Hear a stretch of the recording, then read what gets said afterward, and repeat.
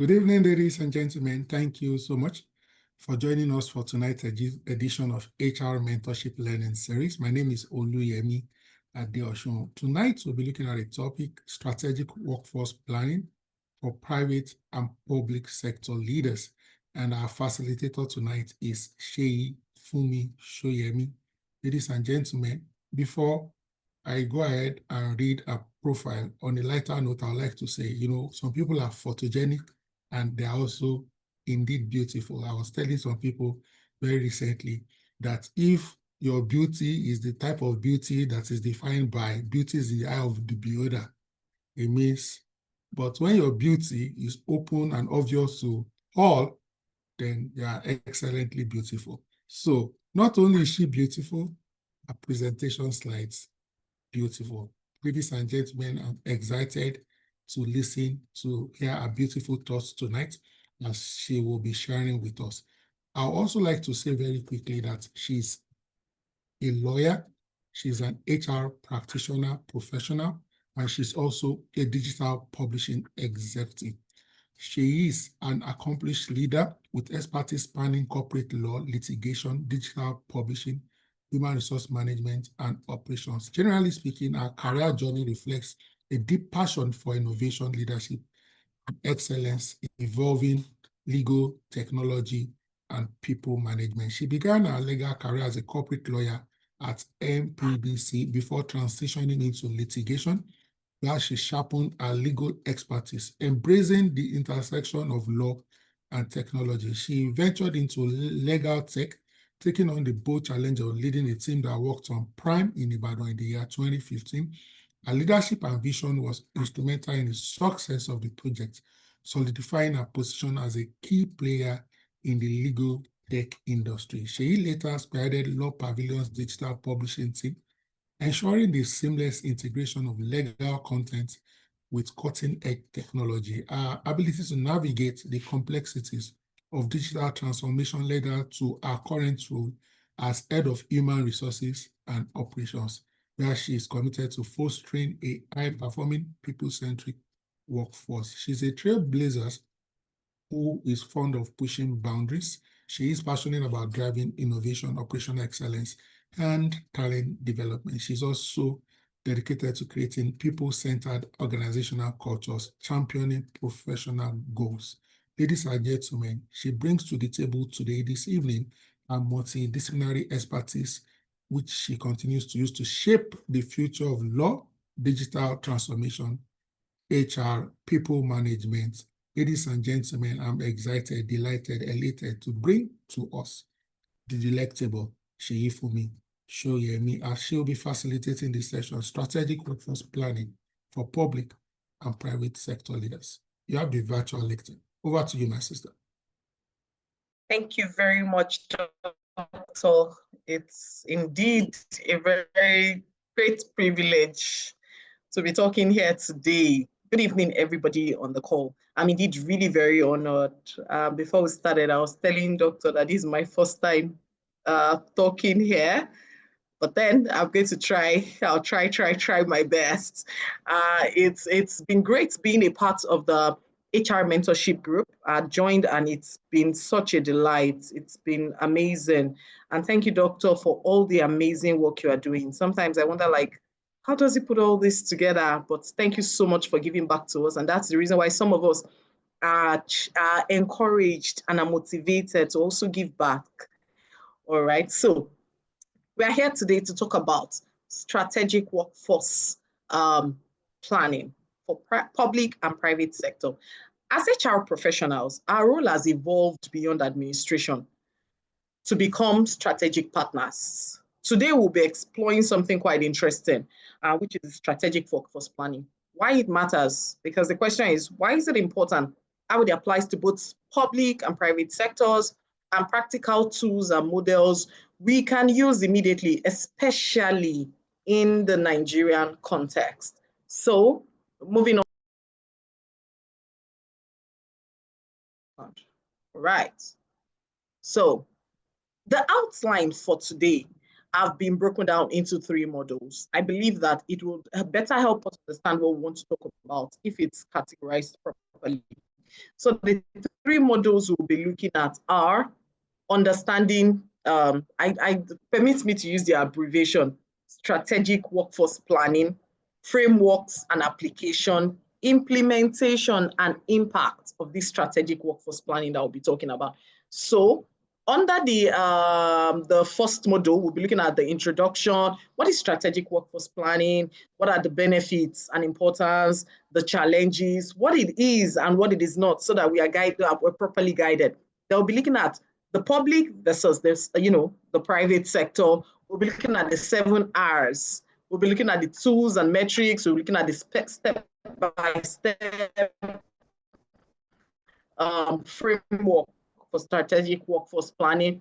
Then in action, case scenarios. We'll be looking at case scenarios. We'll be looking at practical examples, measuring success, HR's leadership role. How can we conclude without looking at what our role really, really is in all of this? So let's delve into the introduction. Now, it is interesting to know that initially, when HR started, you would say HR, meanwhile, permits me, I'm not so old as some people in HR, like doctor, so permits my years of experience. So HR has evolved from being the purely administrative to becoming the architect of talent strategy. There was a time when you hear HR, it's almost like the role was, it's the day-to-day running, it's the day-to-day operations, things like payroll, things like recruitment, things like, is somebody sick? They want to take sick leave. They want to do this. You want to respond to mail. You want to, it's like more like killing fires and running up and down. Like I like to say it every day. By the time I'm done with some jobs on there, I tell my team members, it's like we just that our work is not just come and talk, or someone has a problem or something happened, all right? So right now, HR, we've gone beyond that. We are now shaping the future of the organization in so many ways. Workforce planning is at the heart of these shifts, actually, to be candid. It's changed so many things. It's changed the future. It allowed us to predict future talent needs, prepare ahead of time, make sure organizations have the right people skills to achieve their goals. Essentially, HR is now the bridge between the big picture strategy and the reality of our workforce. When I was preparing for this, I kept thinking like, some of these things are basically, so easy to say. The question is how practical it is. But then that's why we're looking at this. It might sound like a very, very big term that is, high up there or very far away. But we're going to simplify it to the bit that we can understand that, come to think of it indirectly, a lot of us are already doing strategic workforce planning without actually realizing it. So let's keep going deeper. The question now is, what is strategic workforce planning? That's the question. As defined by me, I had to really, really check to find the easiest of all definition. So I'll define strategic as defined by, a combination of all that. Strategic workforce planning is the process of aligning an organization's people strategy with its long-term business goals. What am I trying to say? Here, let me break it down. Workforce planning has likely become the greatest challenge faced by our organizations today. Let me give a very practical example why I say that. I'm at a management meeting on a Monday morning. This is what we are discussing. These were my deliverables for myself, for my departments. This is the report I'm coming to give. Then we get into the management meeting and you hear something like, the business dynamics are changing. I'm in the legal tech industry. The business dynamics are changing and this. And you suddenly hear something like, we will be needing 3 React developers, 2 C# developers, and we need them ASAP before the end of the month. I'm like, sorry? And then you begin to run helter-skelter, where are we going to? Now, I'm guilty. This year, have I done strategic workforce planning for the organization for this year? I've done it in a funny way, but I don't have it all figured out yet. I'm still, When I was doing this presentation, I was like, no wonder this is essential. So I began to run helter-skelter and I began to post that there's a particular role that has been extremely challenging, head of business development, and it's quite peculiar. I've been jumping up and down. But then why do I need that person? It's because the organization has looked at the business model has changed, our strategy has changed, our transformative goal for the next 5 years has changed. And it has become expedient that I get a business developer enterprise solution. Now that's strategic workforce planning. So when we decided that, what we had to do is, okay, if this is the way the business is going in the next 5 years, we actually require some pool of talents. What do we need? We want to push enterprise products more aggressively. The question is, how do we do that? Who do we need to do that? And so we came up with a pool of, at the beginning of the year, a pool of, well, we need A, B, C, D to get that done. So, and that was where we started from. So why I'm saying this is because strategic workforce planning, a couple of us are doing it. We might not be putting all the, how do I explain now? We will not be using all the right metrics or all the right process, are all doing it. So we continue to hear about the imbalances between work that needs to be performed and the availability of the skilled workers. So I'm talking about now, I'm looking for business developer, I'm looking for React developers, and I'm stuck. So strategic workforce planning is a crucial process for both the public and private sectors, ensuring organizations have the right people with the right skill in the right place at the right time to meet the current and future needs of the organization. So it's not enough to say that right now what I want to sell is pure water and I'm looking for someone that can put it on the head and go in traffic. The question is, where's my business going in the next 5 years? If I know where my business is going in the next 5 years, then I can say, actually, right now, I need someone to put it on the head and sell. But in the next 5 years, I won't see people buying pure water in traffic the way the world is going. Rather, I will see people buying bottled water. So as I'm planning for now, like I need someone to just hawk it because I'm also supposed to be thinking, next 5 years, what does the organization need? So what are we talking about here? This approach helps us optimize cost, improve employee satisfaction, and enhance organizational agility and efficiency. Today, we know that human resource professionals must play strategic roles in ensuring that human capital issues remain a priority. Workforce planning provides an opportunity for us to serve in strategic role as leaders, change agents, and business partners. So I'm coming to a management table. I'm not coming to listen, to just take notes. They said we want to recruit customer service, and that's all the notes I'm taking. I'm at that table and I'm able to discuss. I'm able to align like, okay, from the meeting we had, we said the company for the year, our goal for the year is this. Recruiting a customer service, how does it fit into the goal? I'm talking strategy. There I'm taking my place at the table. So let's go on. We might wonder, why SWP? What's the need? Is it not just know what we need part-time and get it? Now we're going to talk about why. SWP is critical because it equips organizations to prepare for looming talent gaps. That's the truth. Now, nobody anticipated COVID coming. COVID hit us so bad. Some companies when I was reading up, some companies, as in then, you hear some companies that they could actually still keep running. Some companies went down. Some companies could not keep it because they did not anticipate the talent gap, especially with an aging workforce. Now, in talking, I'll be considering both the public and private sector. I'll just be looking at them together.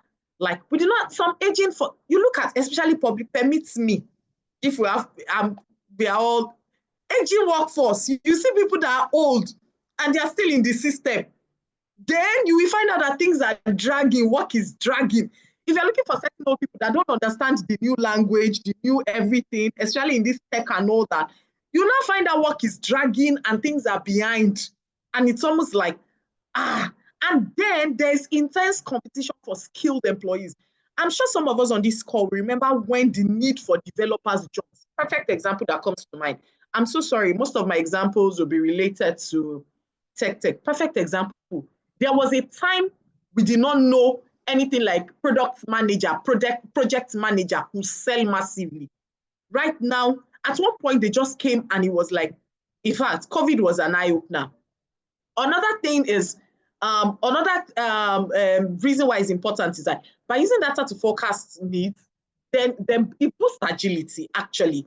It boosts agile and resilient workforce, avoiding costly mistakes leading to overstaffing and last-minute hiring. It also strengthens retention by creating clear career paths and fostering continuous learning. Importantly, workforce planning supports diversity and innovation, ensuring teams reflect the community and customers they serve. Ultimately, SWP aligns talent strategies with business goals. So in an organization, it's not enough to just sit at the table and say, we need 10 cleaners because we own a factory. I don't get it. The question is, what's the business goal? What's the business objective? Where are we going to? What's our goal for the year? What's our goal for the next 5 years? So I'm looking at, for example, I'm saying that we need 10 cleaners, and I'm looking at it like the business goal for the next 5 years is to most probably help do a self-service. So customers don't need to come into the factory to get stuff. We want to be able to deliver to them. So why am I recruiting 10 cleaners? At the end of the day, there's going to be redundancy. It's going to lead to overstaffing. These are things that SWP answers. Whether you follow a dramatic framework, or you try to do a board and you write all of it, or you just put pen and paper down, or you take it little by little, it depends on the size of the organization, it is still important. SWP future-proofs the workforce and drives productivity and financial success. We don't just want to have people in the system either understaffed. If you are understaffed, it's still a problem. Some people are overworking, we wear them out and they all want to run away. If we are overstaffed, we'll still come back to the issue of redundancy. One of the things I hate the most is telling people go. I don't know why. I don't know if others have a problem with it, but my heart will just be heavy. Even, I don't know. But then finally, by aligning workforce strategies to business goals, HR becomes a true strategic partner rather than an administrative function. We are way, way, way above that now. We've gone past that part.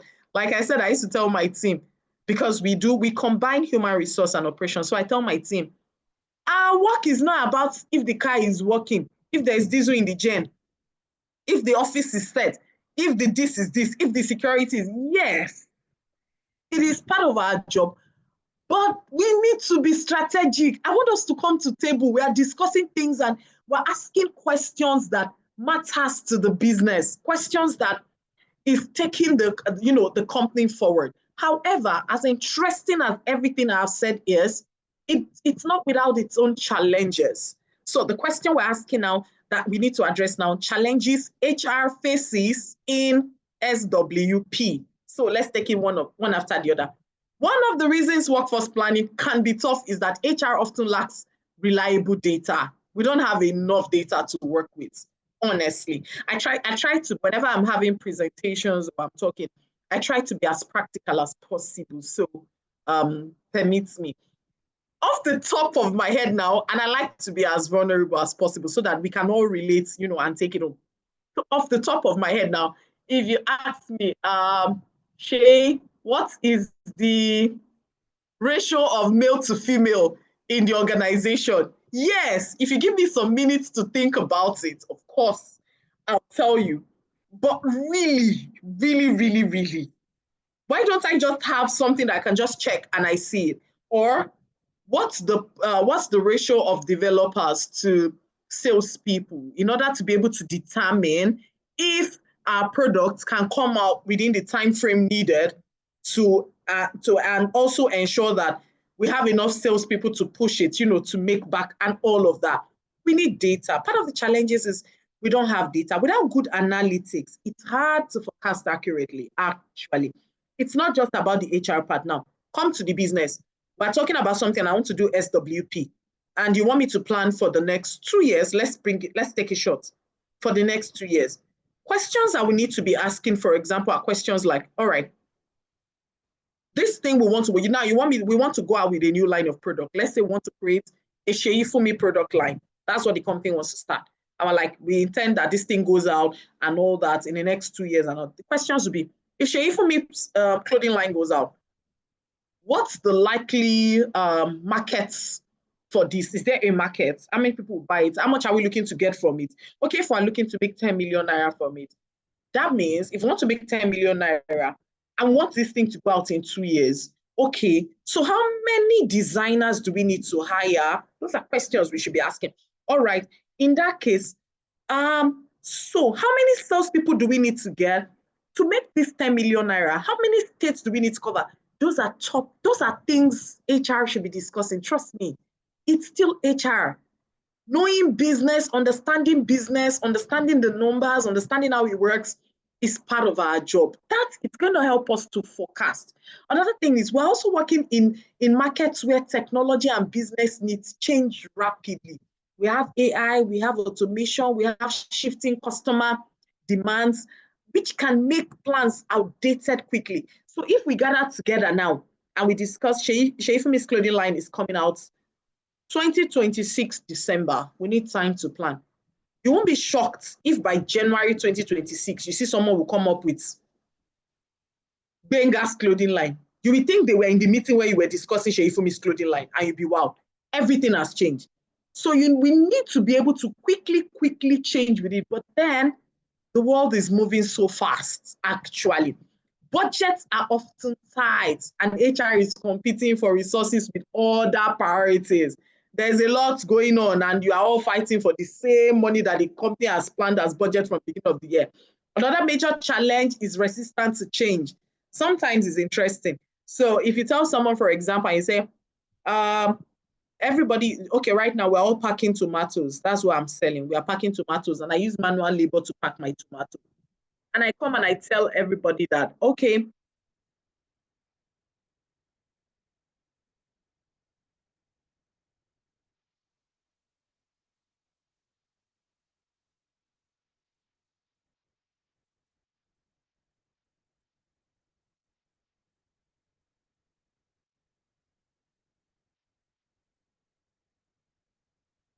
roles you are recruiting for, and you keep searching, and you will just not find it. I don't know how people cope with that. It's a lot of headache. We're talking about the healthcare. We're talking about competition is so tight for certain roles. Then finally, let's talk about those external factors that affect all of these things. We're talking about labor laws, we're talking about government policies and the differences between global standards and local realities, such as in Nigeria, where talent pipelines and regulations can be different from this multinational to the other. So what applies to me now, and I can use as example, some people might not relate. And what applies to someone probably in the health sector now, just looking at it like, really, I'm not experiencing that one though. Maybe just you. So now, let's not mistake workforce planning. Sometimes workforce planning can be mistaken for something else.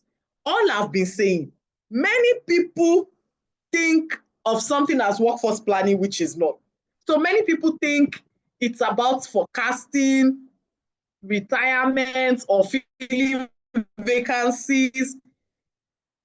But then, sorry to shock you, in reality, that's only a HR task. We need to be careful. So the way I'm making all these examples now, because I'm planning, doing workforce planning for the next 2 years, it doesn't mean once it's done, I hands off. It doesn't work that way. It is actually something that is ongoing, all right? It's not of HR. And let's be HR, our job is not just to recruit or just to sit back when people have problem with policy or all that. And it's definitely not something HR can do alone without the input of the business leaders. When I'm talking about the business leaders now, who do I mean? The managers, the board, all of the people that take the decisions about the business. True workforce planning is continuous and strategic. It's not enough. So I'm the kind of person, I'm at the management table and you tell me, Seyifunmi, we'll be needing you to recruit 2 salespeople for Abuja region. And I'm asking questions like, all right, why do we need 2 salespeople for Abuja region? just please guide me. Last I checked, we're trying to expand our markets, not to Abuja, to Kaduna. Why do we want the salespeople to be residents in Abuja? You know, questions like that.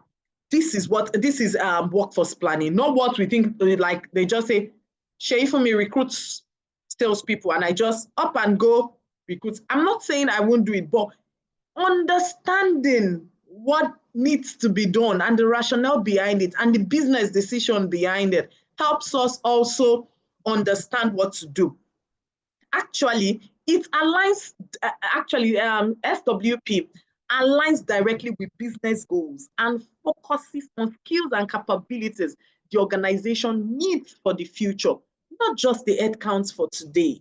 So I was using the pure water example. I want to start running pure water now. I'm not just particular about get 10, anybody, as long as they are up to the age to go to the market, just get them. Oh yeah, start pushing pure water on the street. Sorry, let me use the bad one. I like to use myself. Go to Oluyole, go to Ring Road, go to Bodija, go to Bere, go to everywhere. The question becomes, how does it work? It's not SWP is not a reactive measure. It's proactive, meaning we anticipate the market and policy changes instead of reacting when a crisis hits. Example again, with the coming of artificial intelligence when it became, everywhere. I'm in the legal tech. So the organization I work with, we're already looking at it. What's going to happen? The things we had already started our background work on artificial intelligence. Then the questions I'm asking, sitting at the table, is what do we need? How do we do it? What kind of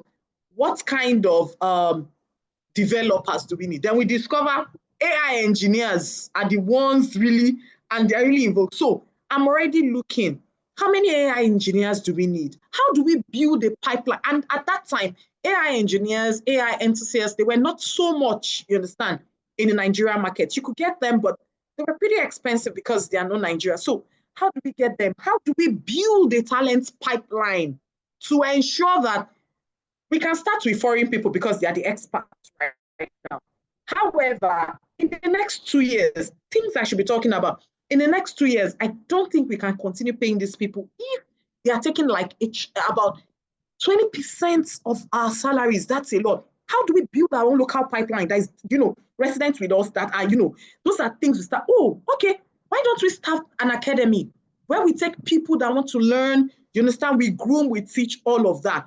Most importantly, SWP, it integrates hiring, upskilling, retention, and succession planning. And it requires collaboration between HR and the leadership to have a long-term impact. HR alone cannot do it. HR, we can come and speak all the English and write all the, when they tell us, write all the, what do you think, write all the mails, write all of that. But then we need the leadership. That's why also, since my topic is focused on, we are not restricting it to just private. It's better we look at public and private. We all have people in the public sector, we have people in the private sector. Now let's look at it. Where do they overlap? They have shared priorities, actually, public and private. What are the shared priorities? One, they have the shared priority of both, whether you work in the public sector, you work in the private sector, we have some things we share in common. Areas where we overlap. Both of us face similar challenges, like addressing the talent gap. Let's look, I don't know ministries. Why don't I know ministries or government organizations? Look at government organizations. You have problem of talent gap. Private, we have problem of talent gap. Dealing with aging workforce. Do you know, as it is in public, where some people would think it's only in public sector we have old people that have not retired and they are supposed to be out of there. It's like that in the private sector too. Sometimes we have people that are old. You're all right. And in fact, HR is interesting. The interesting part is we need to have a way to blend all these things. We have old people, we have young people. Like we have very young people. They don't think alike. They don't dress alike. They don't act alike. They don't have the same response to things. And it's quite very, very, very, very interesting. We are both private and public. We have the issue of scarce skills talent and relying on data-driven forecasting to make sure we take informed decision. Now, where we now have some differences is where we differ is in certain things. We actually also differ in certain things. In the public sector, workforce planning is heavily influenced by policy. Someone can't just wake up right now and go and do this because I'm the head of department. No, there is a process. There is a way it must follow. There is a way, it must go. So most of all these things is driven by policy. There needs to be they have budget constraints and the need for long-term stability. Unlike the private sector where people can just come in and you hear someone comes in and in fact, you see some people, they come in after 6 months, they are resigning. It's quite interesting. In the public sector, when you are going in, they will even be looking for long-term stability. But the private sector, is more driven by profit, more agile, focused on innovation, speed to market. So private sector, you want to recruit and you are recruiting now. Public sector, you want to get into it. It's still, a long process. Understanding these differences, why am I saying these differences? It is critical, especially if you are transitioning between two sectors or collaborating with stakeholders from both. We have people that collaborate with stakeholders from both. It helps you actually tailor workforce strategies to unique drivers of each environment. Now let's go to the deep SWP. There's something we call the 7 R's in SWP. So let me just show it all on my screen at once, then I'm going to talk about it. So what are the 7 R's? The 7 R's, like I said earlier, there's no one cap fits all for SWP. No. The model that works for you might not work for me. The method that works for you might not work for me. However, there are certain boxes you must check. Once you can check those boxes, then you are on track. What are these? So these 7 R's are the boxes you need to check. Is very, very critical. The goal is to ensure, the goal of SWP is to ensure the organization has the right people with the right skills, in the right roles, at the right time and cost, in the right number. Yeah, so right people. The right people is about ensuring not just quantity, but quality. You can have 10 salespeople and every month you come to the table, HR, why is there underperformance? The whole of the sales team, in fact, the entire department's performance is less than 20%. You have 10, but they are not even helping the company achieve anything, which is not good. People who are motivated and aligned are your mission. Now, right skills ensures that members of employees' competencies match both current needs and where the organization is headed. So picture we have 10 salespeople and all they know is just for today. In fact, the salespeople you have, interestingly, 6 of them don't know how to use Excel. You are in trouble. Or the salespeople you have, 6 of them, you tell them to send their report and they are struggling with using Word documents. You see the report, one is here, one is here. Meanwhile, the company said that our 5-year projection is that by the year 2030, we want to be the topmost company in South Africa. Where would you start from? Now, when we talk about right place covers deployments. Are they located where they are most effective? Whether in a specific region, branch, or even remote roles. So I had a situation where I was supposed to recruit account managers, and they had said, Sheifumi, we need account managers. We need like 3. No problem, noted. What regions? A, B, C, D. And I said, okay, hold up, please. I sincerely apologize, but I don't just want you to give me regions off the top of your head. Can we look at the organization data? How many clients do we have in each region? What is our potential market? What is the TAM? What is the sum? What's the targeted market like? What is the estimated? What are all those things? Now, have a look. Okay, you want account managers in Ibadan. How many lawyers, because we're in legal tech, how many lawyers or law firms that can afford us are in Ibadan? Those are figures we need to know. How many are they? How many have we acquired? That now determines, okay, if you tell me that there are 10 high law firms in Ibadan. Oh, fantastic. How many are already our clients? And you now tell me we already have 9 as clients, but want to recruit 3 account managers in Ibadan. Sorry, just to acquire 1. In the long term, to what end? Another question he needs to answer is right time. Right time focuses on timing. Do we have talents ready when needed, or are we always scrambling to fill gaps? I'm guilty of this. Sometimes I'm always running around when there's pressure to fill some roles. Then you see me like, oh my God, help me. I'm looking for. Right cost is about sustainability. Balancing workforce investment with return on investment. We recruit 10 salespeople and we say we want to make 1 million this year.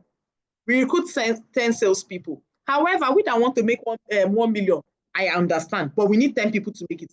But actually, if we look at our pocket, all we can afford is to pay these 2 people for 2 months. So we're trusting them, trusting ourselves and trusting God that in 2 months they can deliver enough money to sustain us for the next 1 year. Those are things we need to balance.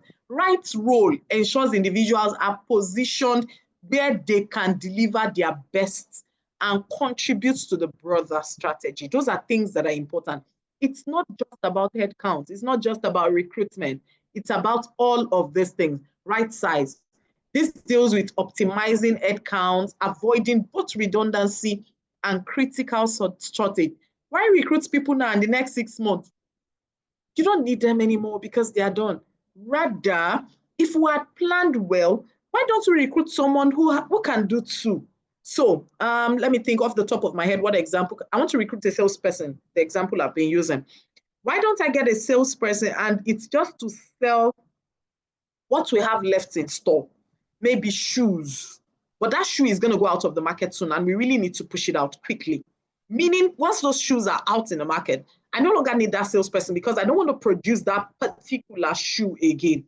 Why will I get someone that once the shoe is done and everything is done, the person, oh yeah, there's nothing for the person to do? Why don't I get someone that when you're done selling shoes, you are versatile. You can sell shoes, you can sell clothes. In fact, you can even sell cars. You can sell this, which is all my other brands. So keeping these 3 R's in check helps create a workforce that is not only efficient, but also future ready is important. Why recruit? Yes, I understand sometimes it's short-term contract, do it and go.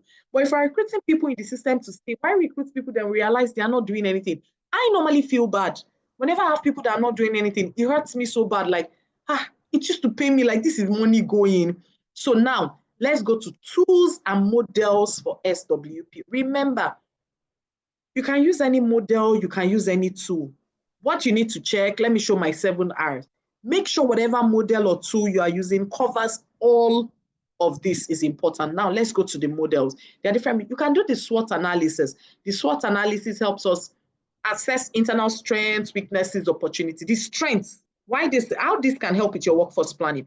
The strength helps you identify what talent advantages you currently have in-house. Let's use someone that is, I don't want to keep using legal tech because I'm in legal tech. Well, it helps you assess what talent advantages you have. Weaknesses will help you. The weaknesses will help you identify your gaps. I want to finish selling the shoes in the store. The strengths I have is I have sufficient shoes and I have enough bike riders. Now, good example. I have riders. Once the shoes are sold, I have riders that can deliver to anywhere.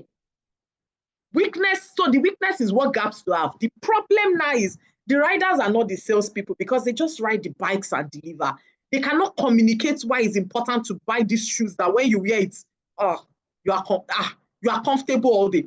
I need salespeople. That's my weakness. The opportunities are where the market or the technology is opening you. Then I now discover that if I want to take these shoes to, where are the posh areas in Ibadan? I'm trying to think. I want to take these shoes to, let's say Jericho. Those people, they used to come in from out of the country every year. They might not really feel it.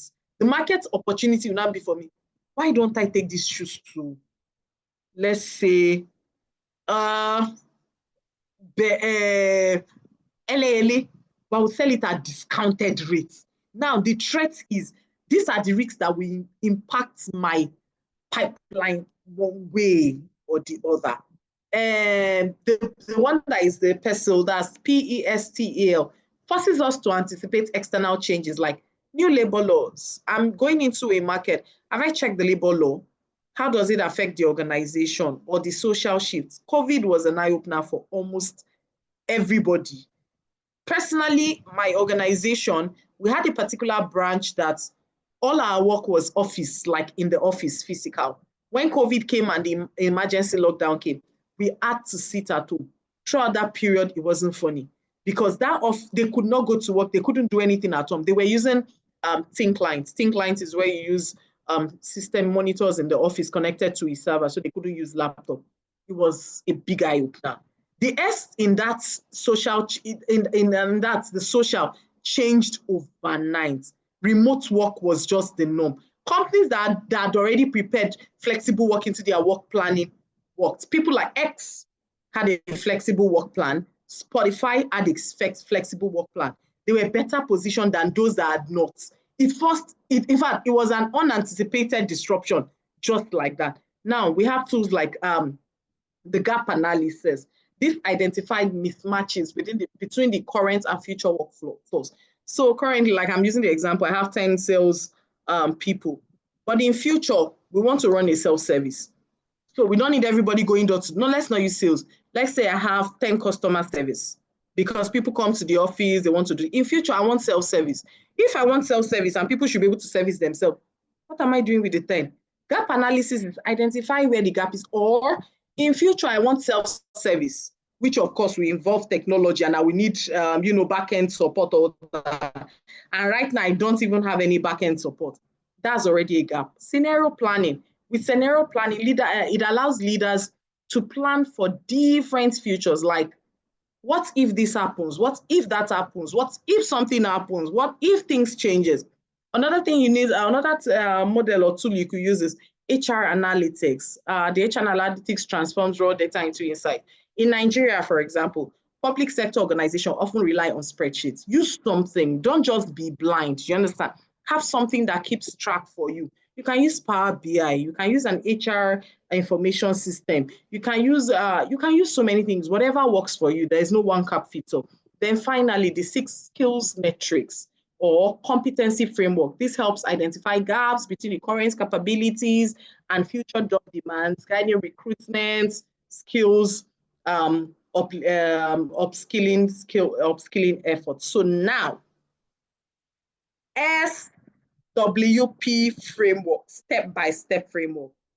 Now, if you now want to do it, irrespective of the model you want to use or the tool you want to use, there are certain things you need to put into consideration.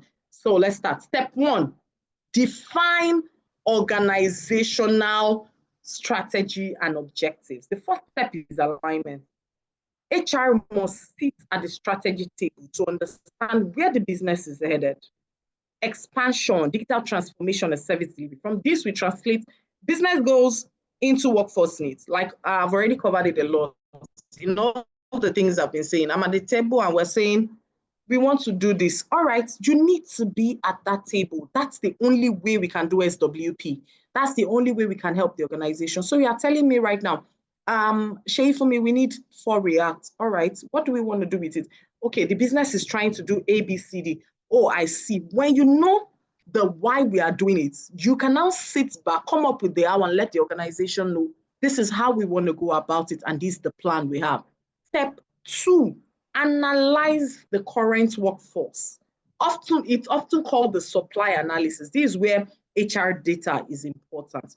We conduct comprehensive talent audits. Me that I'm talking, I know I've not done it. This is where we leverage whatever system we use to gather our information. What's the demography? What's the tenure? What's the performance? What's the skill? We look at the existing skill inventory, analyze succession readiness. So I'm saying that in the next 5 years, I want to be able to do self-service. So internally, how many support team do we have? How many people do we have that can do, that can work maybe 24-hour shifts and all of that? Those are questions. Number 3 is demand analysis. Here, you forecast the future. So, we've done this, the supply analysis. Here's the demand analysis. What do we need for the future?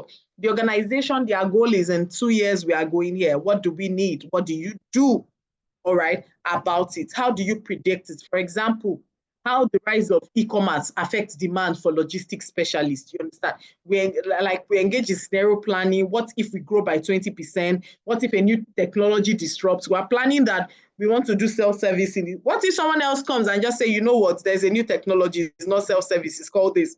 What do we do? Step 4, identify workforce gaps. Now, this is where supply overlays with demand to fill this gap. This is where we compare, this is the current workforce, and this is what we need in future. Then we say, okay, we need to identify these gaps. Do we need more people or fewer people in certain areas? And how do we go about it? Do our current employees have the right skill, or they are not prepared? Do we need to upskill them? Do they need to be reskilled? Once we know our gaps, then step 5 comes into the play.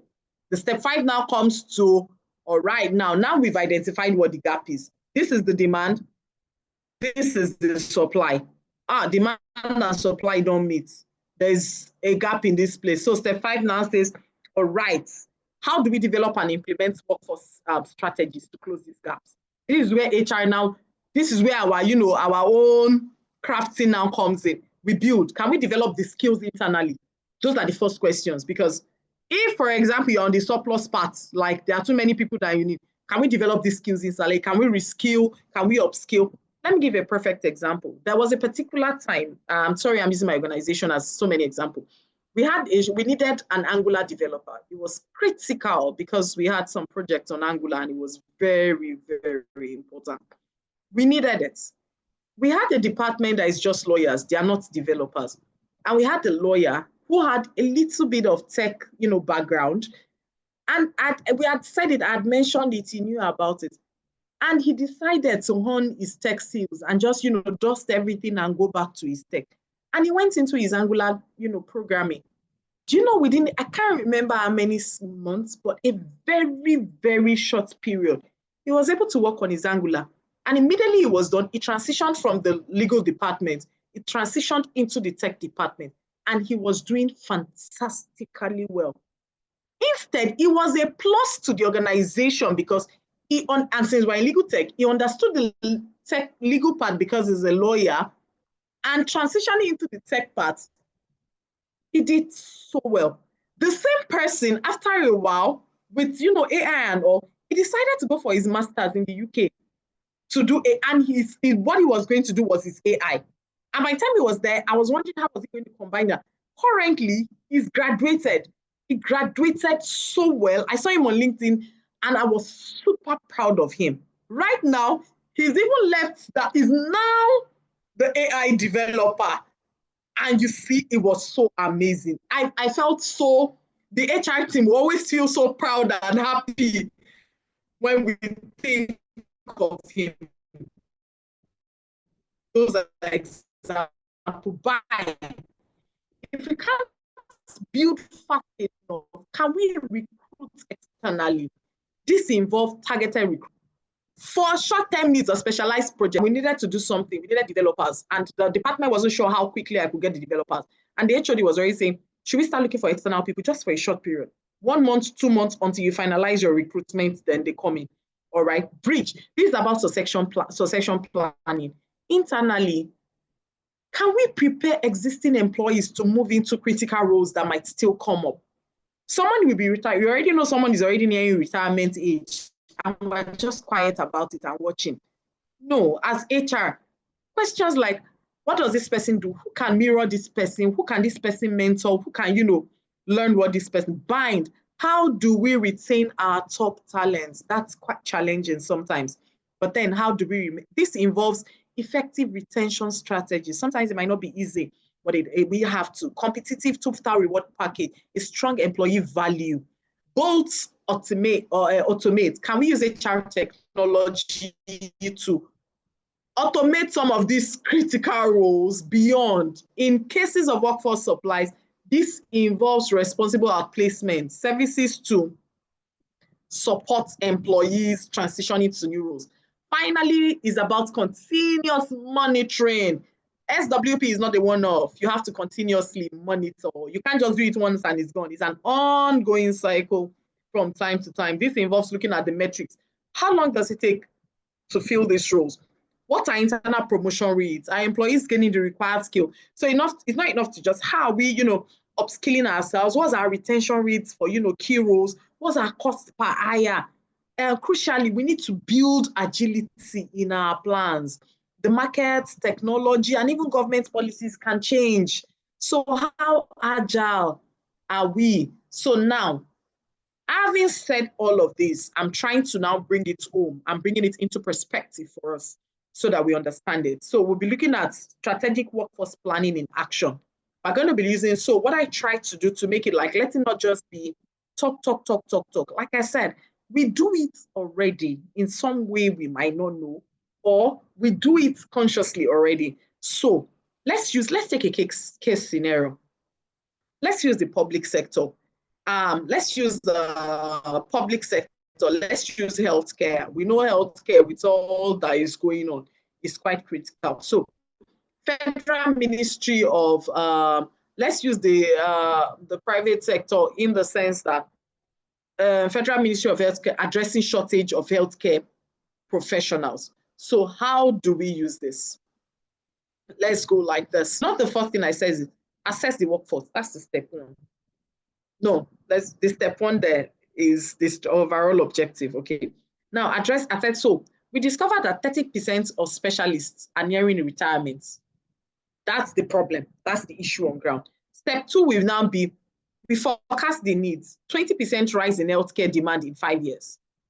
30% are retiring, but we know there will be an increase. So the problem, which is the gap, that's where the demand and supply overlap, is that there will be shortage of emergency doctors, telemedicine, pediatricians, all of that.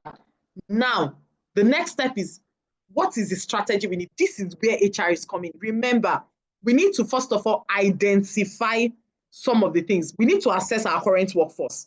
We need to, if we assess our current, we understand where the organization is going to and the time, whatever, within the period.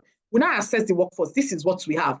Then we realize that, okay, this is what we need for the future, because if the company is looking at 5 years and we have 30% people that are about to retire in the next 2 years, meaning we can't bank on them for our 5 years plan. That means that, and there's going to be a rise in the demand. So we've identified the gap is the shortage. The next one is, what is the strategy? How do we get this done? I said something earlier, like when we were looking for certain talents, we just discovered, why don't we have a pool? Why don't we have an academy where we mentor young people come up? So this one, why don't we partner with teaching hospitals? Everybody that is going to become a medical doctor, whenever you go to school, you will definitely go through a medical school. Why don't we partner with teaching hospitals? Why don't we get more core members, exceptional ones that can be retained? When they work for you, it's easier to retain them than to start. And that way, you begin to groom them and mold them into what you want. Why don't we have a continuous program development initiative or something? Then 5, the part that I said, implement and monitor. Then we need something to track. We have the dashboard. If 10 people come in, 10 NYSC members, so the question would be, we decided to partner, we decided to talk to NYSC and we had more NYSC. 10 core members come in. At the end of the year, how many of them were you able to retain? How many of them left? We partnered with the teaching hospital. How many people did they send to us? How many of them turned out well? How many of them actually? These are things we need to now consider. These are things we put together, understand, to look at the figures and all of that. So now let's do the private sector example. So using the private sector, now let's use a refinery. So we're using energy companies, scaling operations for something. So let's go like this.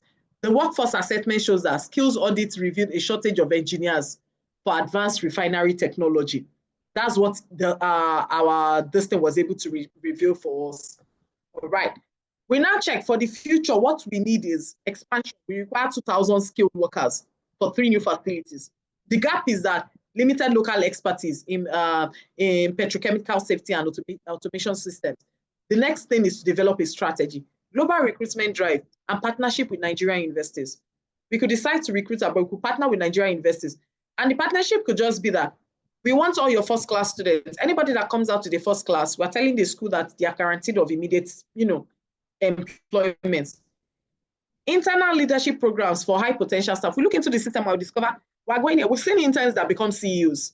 We've seen interns that become CFOs. We've seen core members that end up becoming CEOs. They end up becoming the head of each. You look on this system and you find out this person has the capacity. Why not? Let's develop it. So the strategy will be global recruitment drive, partnership with other institutions, then implement, monitor talents review, monthly talent review meetings. Let's discuss the HR team. What are we looking at? Where are we going to? What are the things in the system? All right, so let's look at some global examples. Let's not just limit it to our own examples. So let's look at some global examples. Anticipating technology trend. So let's look at it. A tech company predicts a major shift towards AI in no time. In no time, all right? So we're looking at workforce analysis reveals a gap in the required programming skills. HR creates a multi-year plan to recruit AI skill talents. Upskill current employees are assigned. So in fact, a perfect example of this. We need AI people. We don't really have them in-house, no problem. Let's use the foreign one. We just recruit, some young ones that can come up. I'll begin to, okay, begin to groom them. Or some already in-house. Are you interested in AI? Yes, I'm interested. All right, no problem. Why don't we send you for a program? How would that see? The outcome will be that skill gaps are bridged and the company positions itself as a leader in the AI innovation. Let's use Dangote. In fact, this is a very practical example. Dangote Refinery, they anticipated, this one is actually like they anticipated skilled engineers and technicians. They anticipated there will be a high demand of them, and they were running out. So what Dangote Refinery did in one of the news they brought out in 2024, one of the things they did when they were talking on it, one of the things they did is they partnered with institutions. They partnered with an institution in Lagos, they partnered with an institution in Kano, and they agreed that they were going to run a 1-year funded internship program for students. So students were going there. You are on internship, come. It gives the students opportunity to go to the market. It gives them opportunity to learn. It gives them opportunity, to grow. Another thing they did was, at a time, they sent certain people that they knew they had the potential. They sent them all abroad to go and develop them some skills. When they came back, they are currently running some plan. The outcome, they built a pipeline of skilled local professionals to sustain refinery operations and reduce foreign labor dependencies. For the foreign people, the local people they were able to send them out and they came back and they are doing amazingly well. So, having said all of this, why do we do all of this if we will not measure ourselves? Because in things like this, it's interesting when you bring ideas on how to go about. The question becomes, how do we know if this strategy is working? How do we know if all of the things you're saying is going to work? Now, that's what we're looking at. Key metrics to track. So when we talk about measuring, we're talking about turnover rates. This tells us whether our retention strategies are working or helps identify where talent is leaking. It's important. Skills coverage. This helps us measure how much of our required future skills is already present versus what still needs to be built or hired. We have the cost to hire. Monitoring recruitment cost allows us to assess the efficiency of our hiring process. Time to fill and productivity. This one, it helps us know how long it takes that I fill a sales role. You understand? How long it takes to fill that sales role and how that vacancy affects the operation. So we're looking for salespeople and it's taking me 3 months to fill it. How much is the company losing within that 3 months? Those are things we need to measure.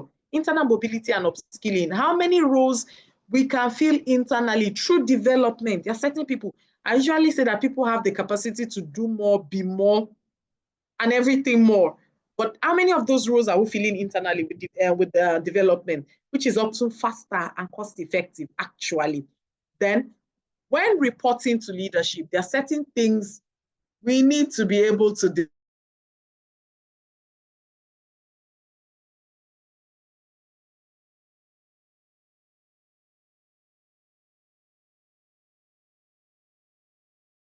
To business goals like cost savings, innovation, or improved service delivery. A powerful way to do this is to show before and after comparisons that clearly illustrates the impact of SWP initiatives. Dashboards can help, Power BI, Excel. I'm a fan of Excel. I don't use Power BI, but I use Excel a lot. So now let's go to HR's leadership role in driving SWP. HR ensures that workforce planning isn't done in isolation, but directly supports the organization's mission and long-term goals. Cultural adaptation during transitions like mergers, new technologies, and market shifts. Data-driven insight, leveraging HR analytics. HR team, we identify gaps, turnover risk, future talents, all right, talent pipeline development. HR, we can help proactively build internal mobility program. Succession plan, it's important. We shouldn't, there are certain things that we can avoid if we can just look internally and develop some of these things. Then diversity and inclusion, future preparedness. So now, in conclusion, let's begin to bring this home. Strategic workforce planning is not just another HR initiative. It is a fundamental business imperative for any organization aiming for sustainable growth and resilience in today's complex world. And as HR professionals, we are uniquely positioned to lead this critical function by measuring SWP. We become the architect of resilient, adaptable, and high-performing organization. We actually move beyond, we actually move beyond reactive hiring to proactive talent management, actually. That's what we do if we can do this SWP. Ensuring our organizations have the right people with the right skill, remember, at the right time. So what's my call to action for all of us today, to be clear? Embrace SWP as a core strategic competence. Make it a central part of HR practice. Become data-driven advocates is important. Data. I work in an organization. If I want to say anything, my boss will ask me, okay, he wants to see the data. He wants to know based on what. I can't just come and say, I have a feeling. What's the numbers? What are we looking at?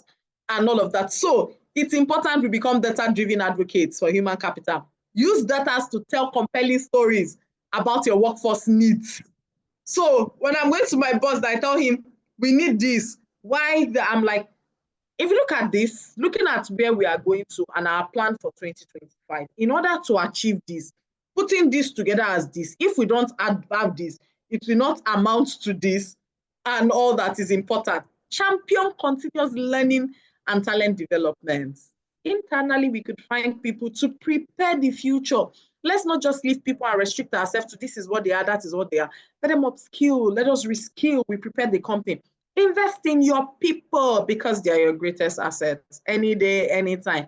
Lead your organization into the future of sustainable growth, but be strategic partner that drive human capital excellence. We're driving human capital excellence all the time.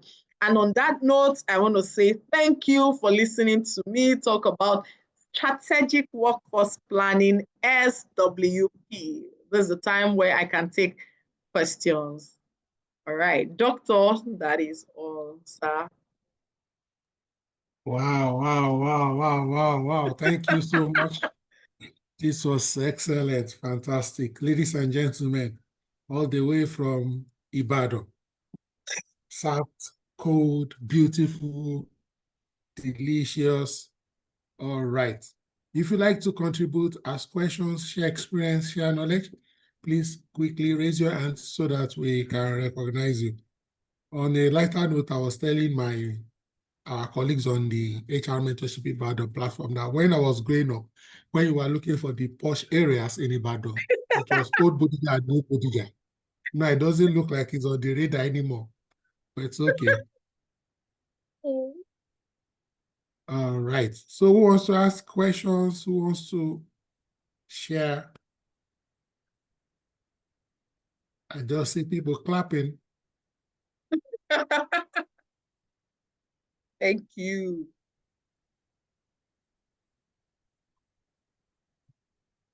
Okay, any comments, any contributions?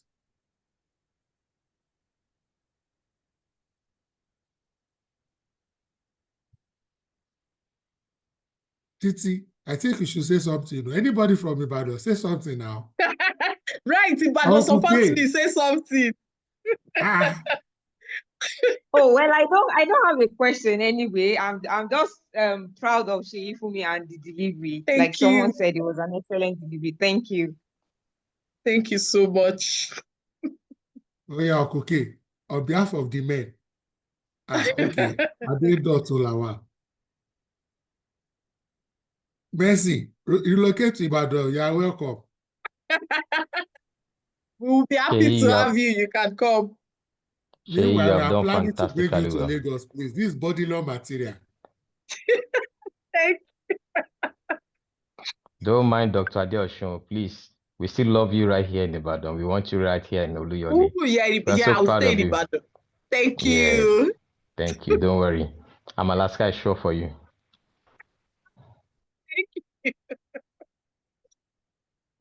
Okay. Adedotulawa, you can speak, please. Yeah, hi, Fumi. Thank you very much for the presentation. Do you have templates that are useful for strategic workforce planning, especially around areas like forecasting? I think that's, in my previous place of work, I dabbled in forecasting. We use a particular model, but I don't have that template. But do you have templates that can be useful in forecasting? For example, a real life example would be when you're trying to forecast for the number of customer success executives you would need to hire for a particular organization at a particular time. You have to put into consideration, for example, the number of interactions they should have on a regular basis, number of interactions that are happening at this particular moment. So sort of like a plug and play forecast template that would be very, very helpful for things like this. All right. So currently, I actually don't have one. So most of the ones I do, it's not like I have a template I use. I just, work. I do the mathematics on the go kind of thing. However, I could take it like I could actually look for research, do some work, and find. But then I'm so glad I have Doctor here. There's so much confidence in me that any question you ask, I can answer. I have Doctor to help me. He might have. I don't know. Doctor, sir. He should come to Ibadan and collect it. I agree. Okay, come to Ibadan to get it.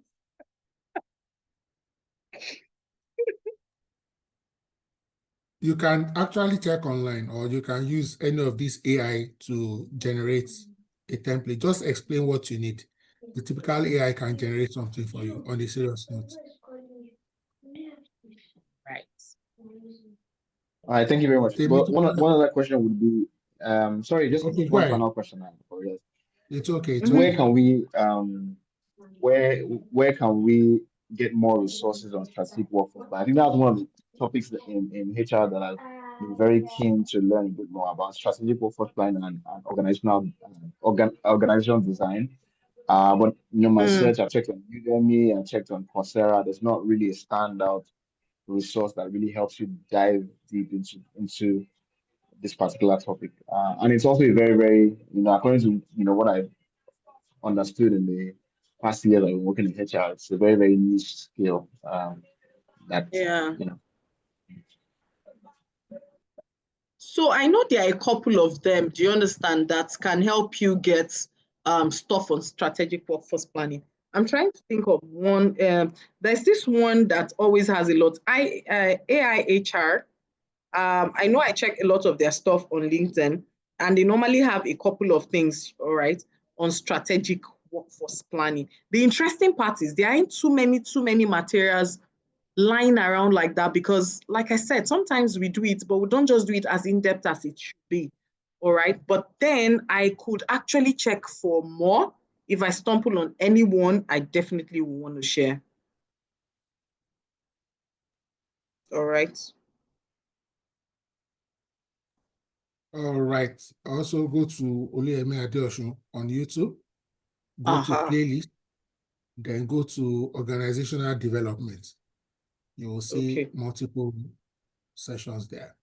All right. Temitope Olajide, please. Good evening, everybody. Good evening, sir. Thank you so much, Shay, for this session. It was very insightful. And I know I remembered as a young professional, I started doing competency framework for my organization. And at a point, I was lost because of the whole process and everything. But tonight's session has made it easier. So thank you very much. So my question You're is welcome. with regards to how to do a workforce planning that is centered around Gen Zs. So I work in a media company, and you know Gen Zs are very mobile people. So we are always scared of training them, and then before you know it, they are off. So in such a situation, how do you manage workforce planning? So, my take on it is this, but you are right. For Gen Z, they come on board and in no time, they are gone. So, the thing about it is this one thing I've come to discover, irrespective of the generation, there's something they want, or there's something they are looking for. There are some exceptional ones that just want to jump around and run around. Those ones are outliers.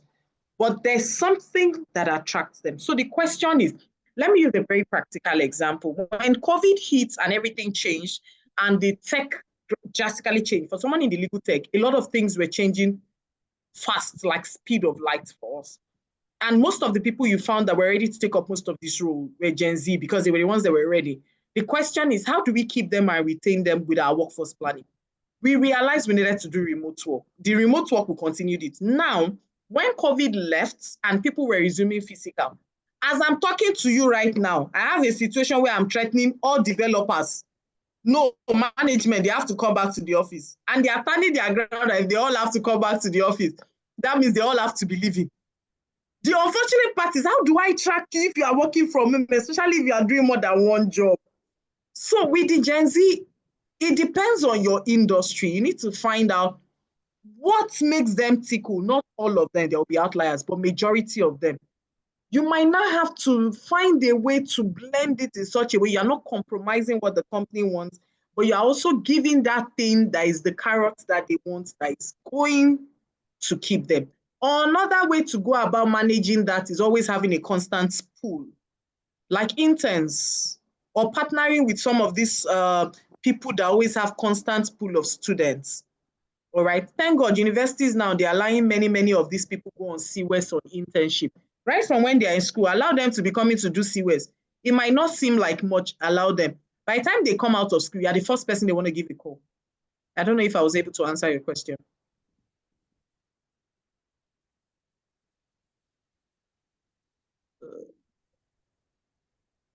Was I able Thank you to answer? so much. Yes, Matt. Yes. Yes. Uncle K, you are welcome back to Yes, so contribute. thank you so much. Shay, this has been a fantastic presentation. I just wanted Thank to you. ask two questions.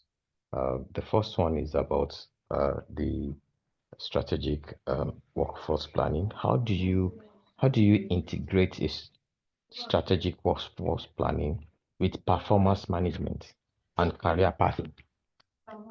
How do you integrate, the SWP with performance management and career pathing? Then the second one is knowing that organizations are dynamic, right? And there are so many changes that might come up in the course of, the lifestyle of the organization. How often should you review the strategic workforce planning? Thank you. All right. Thank you very much. I think how often you should review strategic workforce planning. I think as often as So whenever you're having a strategic workforce planning, of course, there's something in mind, there's a goal. I think as often as the demands or the goals of the business are changing, why did I say that? Let me give you an example. Earlier this year when we started, we had a goal for the organization. We already had our recruitments. We already did our planning and we had our recruitments list. And sometime last month, the market suddenly changed. Something came into the market that was going to affect the way we were doing some business. So the management immediately decided that if we are going to, and we still have some launches coming out this year, if we're going to meet up with this thing and go to market as fast as is required, we will need to change certain things. That means we need certain workforce. So immediately the first response when I went to my team was, we already knew the recruitment. This is all we are working on. And I'm like, you don't get it. The business has changed. So immediately we needed to review the planning we had. So I think the strategic workforce planning should be an agile document, an agile framework that can change with the demands of the business. As long as the business goals, objectives, or the business strategy or the business case for a particular thing changes, then we need to immediately recalibrate. Then for the first one, how do you manage strategic workforce planning with performance and I remember performance. Now, the interesting part is this. You can do it in the sense that if you follow the 7 R's and you follow the framework, that framework I had shared, there's a way you can, because the only way you can know that you have the right people for the right skill at the right time is if they're performing. If they are not performing, it's either they are not the right people or they don't have the right skill or they are not there at the right time. So in strategic workforce planning, having the people performance is also important. So if the big business goal is, we want to exhaust all the shoes in the store by December, and you have 10 salespeople, and the company says, if we want to exhaust all the shoes in the store by December, we need to sell 50 per month. And every month you come back, you see they sold 5, they sold 2, they sold 3. There's a problem somewhere. Somebody is not performing or something is not performing. So the strategic workforce planning means going back to the table and looking at it. What exactly is going on? Do we have the right people? Do they have the right skills? Are they here at the right time? Are they in the right location? So one way or the other, in doing your strategic workforce planning, you will constantly need to check your people performance to be able to marry it. If it's not working, we are not getting something right somewhere. Something is misaligned. I don't know if I answered your question. He also asks how you align strategic workforce with career path or career planning. Yes, to align that with career planning, I think that is even easier, because if we have, remember, to even do strategic workforce planning, there must be an organizational alignment. You must understand what the goals, objective of the organization is. You must understand the vision. So when we have that, it helps. So when we want to do our strategic workforce planning, remember, we first of all need to do an assessment. We have 10 members of staff. What are their specialties? What do they do? Internally, now we need to look. These 10 members of staff, how much, what's their cap? You might need to do some form of internal assessments. Okay, Sheyi is a lawyer. I'm in HR now, but I'm a lawyer. So you are looking for maybe a skill that relates with combining law and lawyer. It can help with career planning. So you need to come to Sheyi.